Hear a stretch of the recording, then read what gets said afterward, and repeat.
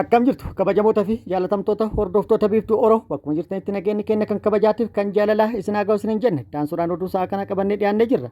Hanganuma sagantaa kanaatti nu wajji turuudhaan diboo haaraan affeerraa kenna oduu ammee yookaan immoo breaking news hedduu isinii qabannee jirra isin biraan geenna. Oduun jalqabaa jaalmarroon filannoon piippiin gaggeessitu filannoo yakka siyaasati jechuudhaan ibsee jira yookaan qeeqee jira dabalata odeeffannoo kana qabadhee jira. Waraanni bilisummaa Oromoo labsii uggura geejjibaa guutuu Oromiyaa keessatti labsee jira. Har'a hojiitti hiikuudhaan milkaa'uu beeksisee jira. Dabalata odeeffannoo kana qabadhee jira. Akkasumas waraanni bilisummaa Oromoo duula haaraa egeree Oromiyaa jedhu guutuu Oromiyaatti labsuudhaan guyyaa kaleessaa irraa jalqabee bakkoota garaagaraatti zoonilee hunda keessatti loltoota mootummaa irratti barraaqan tarkaanfii fudhataa jiru. Cimsee itti fufuun har'allee itti oolee jira. Har'as bakkoota garaagaraatti tarkaanfii fudhatee milkaa'ee jedhee jira. Gama mootummaatii hoo maaltu jedhame kan jedhumus qabannee jira isin biraan geenna.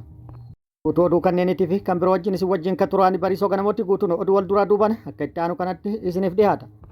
Filannoo PP qeeqni itti baay'atee jira. Jaalmarroon ibsa baaseen filannoo PP akkaan qeeqee jira. Filannoon PP filannoo yakka siyaasati jechuudhaan ibsee jira. Filannoon PP filannoo sobaa diinagdee uummata keenyaa qisaasesse. Filannoon PP filannoo mirga uummata keenyaa hacuucuun sobaan immoo waan uummata keenyaaf ta'e fakkaatuun uummata keenyatti baay'ee jechuudhaan akkasumas akka naannoo Oromiyaatti naannoo Oromiyaa uummata bal'aa akka biyyattiitti qabu uummata baay'ee akka biyyattiitti qabu irratti dhiibbaa raawwatuun paartiileen siyaasa Oromoo tokkollee akka irratti hin hirmaanne dhiibbaa fi yakki siyaasaa maqaa filannootiin irratti raawwatame jechuudhaan akkasumas filannoo taajjabaa hin qabne kan taajjabiin tokkollee irratti hin hirmaanne filannoo yakka siyaasati jechuudhaan dubbatee jira. Kana callisnee hin laallu jechuudhaan labsii uggura geejjibaatii fi akkasumas duula bal'aa egeree Oromiyaa jedhu labsuudhaan hojiitti galuu beeksisee jira. Haaluma wal fakkaatuun Amnestii fi dhaabbileen biroollee filannoo Itoophiyaa gaggeeffamuuf deemu kan iftooma hin qabne ta'uu ibsuudhaan qeeqa bal'aa irratti kaasanii jiru. Oduun itti aanu naannoon Oromiyaa har'aa fi kalee raafama hamaa keessa galtee jirti. Jaalmarroon akkuma ni raasna jedhetti raasaa jira. Erga raasuu jalqabe maaltu baa wanti jedhu immoo gaafiidha. Duula egeree Oromiyaa jedhu rabsuudhaan guyyaa kaleetii fi har'aa duula bal'aa guutuu Oromiyaa keessatti gaggeessaa jira.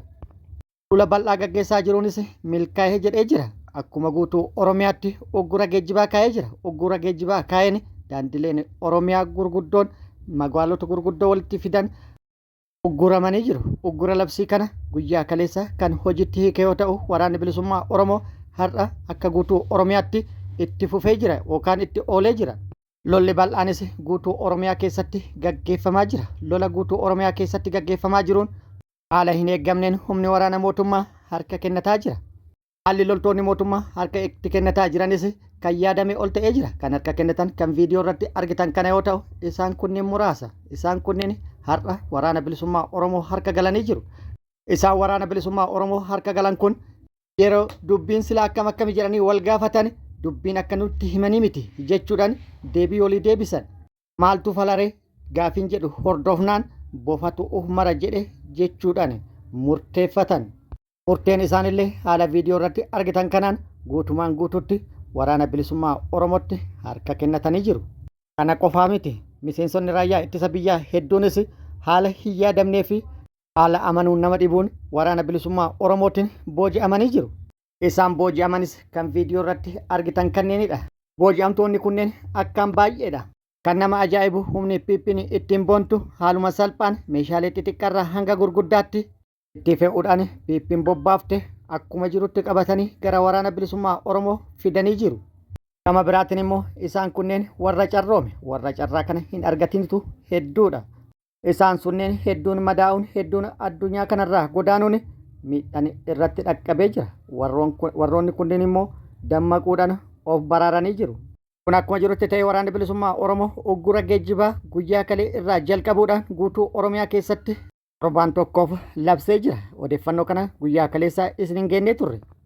Uggurri geejjibaa naannoo Oromiyaatti guyyaa kalee irraa jalqabuun torbaan tokkoof kaa'ame kun immoo kan addaatii fi kan durirraa kan addaati jedhamee jira. Wanti adda isa taasisu immoo dur daandiin konkolaataa kan cufamu dhagaadhaan yoo ta'u har'ammoo kilaashiidhaan cufamee jira. Kana biratti hojiin baaca'oo yookaan taphaa hin jiru jechuudhaan akeekkachiifni kaa'amee jira. Akeekkachiisa dabalataatiin immoo abbootiin qabeenyaa ibiddaan hin taphatinaa, qabeenya keessan qisaasessinaa, qabeenya keessan qabadhaa jechuudhaan dabalataan dhaamsi dabaree jira. Kun akkuma jirutti ta'ee waraanni bilisummaa Oromoo tarkaanfii kana kan fudhateefis ibsa PP'n kennitu irratti hundaa'uudhaan xiiqii keessa galuun akka ta'e ibsee jira. Wanti waraana bilisummaa Oromoo xiiqii keessa akka galu isa taasises filannoo gaggeeffamuuf deemnu wal qabatee guutuu Oromiyaa keessattu nagaatu jira. Rakkoon tokko hin jiru. Akka PP'n jettutti shaneen ofiifuu hin jirtu filannoo maal gufachiifte jechuudhaan waraana bilisummaa Oromoo xiqqeessuuf yaaluu isaaniitiif lola guutuu Oromiyaa keessatti waggaa 8 deemaa jiru nagaatu jira. Filannoon gaggeeffamus iftoomina kan qabuu fi diimokiraatawaa jechuudhaan filannoo adda isaanii dorgoman akka waan filannoo gaggeessaa jiranitti lola oofuu isaaniitiin xiiqii keessa galuu isaa waraanni bilisummaa Oromoo beeksisee jira. Walumaa galatti uggura kaa'ame kanaan wal qabate guutuun biyyatti raafamaa jirti. Naannoo Oromiyaa qofa osoo hin taane naannoo Amaarattis faannoleen daandii cufuudhaan sochii daangessaa jiraachuun gabaafamee jira. Lolli uggura geejjibaa kun immoo PP rifaasisuun dhagahamee jira. Nama biraatiin immoo waraanni bilisummaa Oromoo bakkoota hedduutti labsii labsame cabsuudhaan konkolaachistoota socho'an hiriira galchuudhaan akka dhaabbatan dirqee jira. Akkuma viidiyoo irraa argitan kana muraasni isaanii haala kanaan bakkoota garaagaraatti haala wal fakkaatuun dhaabbatanii jiru. Akka odeeffannoon ga'e ibsutti uggura geejjibaa har'a kaa'ameen guutuun Oromiyaa har'a cal'istee ooltee jedhamee jira. Oduun itti aanu lolli loltoota mootummaatti waraana bilisummaa Oromoo gidduutti guutuu Oromiyaa keessatti gaggeeffamaa jiru har'as itti fufee jira. Waraanni bilisummaa Oromoo duula addaa egeree Oromiyaa jedhu guyyaa kaleessaa irraa jalqabuun hojiitti hiikuu beeksisee jira. Duula guyyaa kaleessaa egeree Oromiyaa jedhuudhaan zoonilee Oromiyaa hunda keessatti jalqabe kanaan guyyaa kaleessaa guutuu Oromiyaa raasaa oolee jira. Har'as haaluma wal fakkaatuun guutuun Oromiyaa raafamaa ooltee jirti. Har'as kibba Oromiyaa bakkoota garaagaraatti lixa Oromiyaa aanaalee garaagaraa keessatti akkasumas bahaa fi zoonilee biroo garaagaraa keessattis lolli bal'aan loltoota mootummaatti waraana bilisummaa Oromoo gidduutti gaggeeffamee jira. Waraanni bilisummaa Oromoo barraaqaan mooraalee waraana mootummaa bakkoota garaagaraa irratti haleellaa raawwatuun miidhaa guddaa dhaqqabsiisuun magaalota hedduu keessaa humnoota mootummaa yaasuudhaan magaalota hedduu to'atee mooraalee hedduu hojiin ala taasisu odeeffannoon nu gahee jira. Guyyaa kaleessaa waraanni bilisummaa Oromoo kibba Oromiyaa aanaa surroo baargudaa malkaa sooddaatti loltoota mootummaa irratti haleellaa raawwatuun injifannoo irratti argatu isin hin geennee turre. Lola aanaa surroo baargudaa magaalota lama keessatti ture irratti waraanni bilisummaa Oromoo haala amanamuu hin danda'amneen injifannoon waraanni bilisummaa Oromoo argadhe jedhu kan galmaa'e. Meeshaan hiikkatame jedhame kan viidiyoo irratti argitan kanaadha. Meeshaan kun salphatti hin hiikamne. Qabsoo cimaadhaan kan hiikamedha. Baay'inni isaa lakkaa'uun akkuma viidiyoo irratti argitan kana yeroo dheeraa fudhatudha. Meeshaa kana ilaalanii humna waraanaa irraa hiikame tilmaamuun nama dhibu. Hedduutu addunyaa kanarraa godaane, hedduutu madaa'e akkasumas kan booji'ames jiraachuu odeeffannoon nu gahee jira. Kun akkuma jirutti ta'ee waraanni bilisummaa Oromoo zoonii lixa Oromiyaa aanaa Boojii Coqorsaatti har'a barraaqana.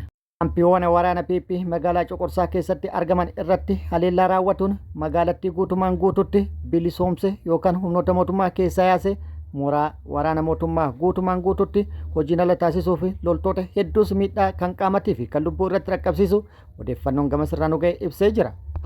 Magaalaa Coqorsaatti har'a barraaqan mooraa waraana mootummaa yookaan kaampii waraana mootummaa 3 irratti haleellaa kan raawwate yoo ta'u haleellaa mooraa 3 irratti raawwate kanaan loltoota mootummaa 68 addunyaa kanarraa godaansee 79 madeessee 15 immoo harkaan qabu odeeffannoon achirraa nu ga'ee jira. Dabalataanis waraanni bilisummaa Oromoo meeshaalee hedduu hiikkatuun PKM 2 AKM hedduu akkasumas meeshaalee biroollee hiikkatu beeksisee jira. Malees magaalaa Coqorsaa irratti haleellaa raawwateen injifannoo boonsaa fi adda ta'e galmeesse jedhee jira. Hidhamtoota siyaasaa yeroo dheeraaf rakkoo tokko malee mana hidhatti guuruudhaan dararaa garaagaraatiif saaxilaman lakkoofsan hedduu ta'an mana hidhaatti yaasuudhaan bilisoomse jedhee jira. Waraanni bilisummaa Oromoo haaluma wal fakkaatuun achuma lixa Oromiyaa godina Iluu Abbaa Booraa aanaa Algee Saachitti waraanni bilisummaa Oromoo barraaqan tarkaanfii humnoota mootummaa irratti fudhatu beeksisee jira. Haleellaa barraaqan humnoota mootummaa irratti raawwateen miidhaa guddaa kan qaamatee fi kan lubbuu dhaqqabsiisuun meeshaalee waraanaa hedduus irraa hiikkatu odeeffannoon achirraa baate ibsitee jirti. Haleellaa waraanni bilisummaa Oromoo barraaqaan raawwate kanaan kaabinoonni mootummaa naannicha gadhiisuudhaan akka bahan odeeffannoon gama sirraa ba'e ibsee jira. Haleellaa raawwatame kana qolatuuf humna dabalataa PP'n garasi ergitus humna dabalataa irrattis haleellaa raawwate miidhaa dhaqqabsiisuun kan hafte immoo duubatti deebisu beekamee jira.